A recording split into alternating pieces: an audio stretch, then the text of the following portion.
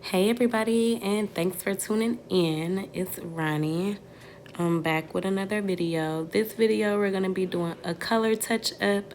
So she came about a month and a half ago and she wanted a skunk stripe down the middle with blue, and then she wanted to leave both sides blonde. So that's just what we did. So she came today. She was getting a retwist. She messaged me. She wanted to add a color touch up because her color was definitely fading, which is normal. This is just semi-permanent color. It's just basically a stain. It just sits on the hair. It does not last as long as permanent coloring. And she does have quite a bit of new growth, which I told her hair is growing really, really fast, which is always a plus. But yes, so this color took really, really, really good. I put it all on there. I made sure when I'm doing color for locks, I make sure I squeeze it in. For semi-permanent color too, you always shampoo the hair first, so her hair is completely shampooed and everything. And I definitely towel dried her hair a little bit just so it's not soaking wet, but her hair still is wet, which helps. I like to water my color down a little bit because I want it to saturate thoroughly. And I use darker colors too because when I water it down, I know that's gonna, change the what is it? I can't think of the word right now. But anyways, I make sure that I want to make sure that it gets all the way through the lock, especially people with thicker locks or thicker hair.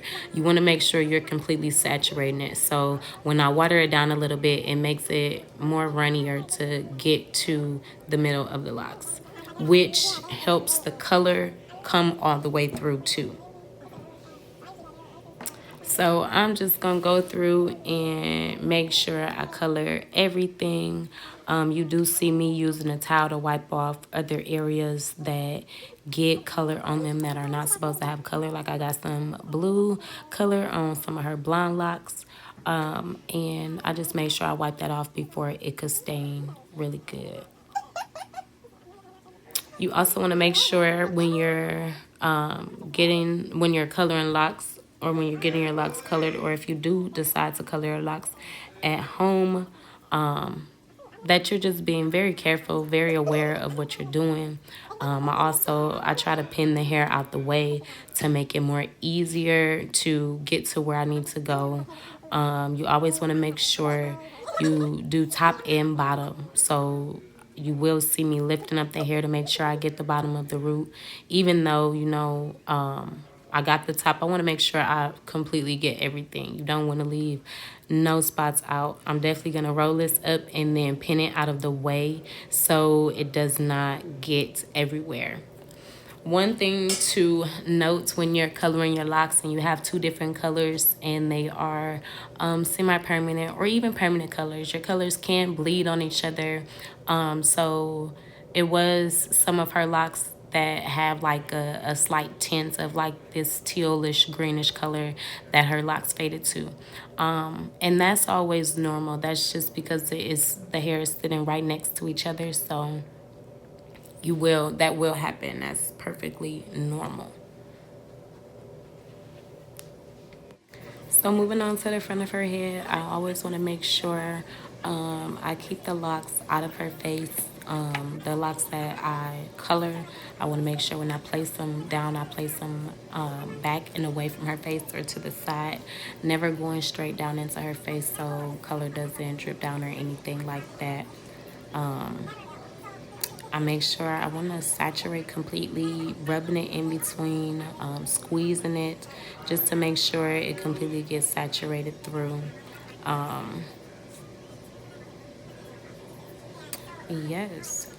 When you have colored locks, you should take extra care of them just because when you color your locks, you are using a chemical if you're using bleach.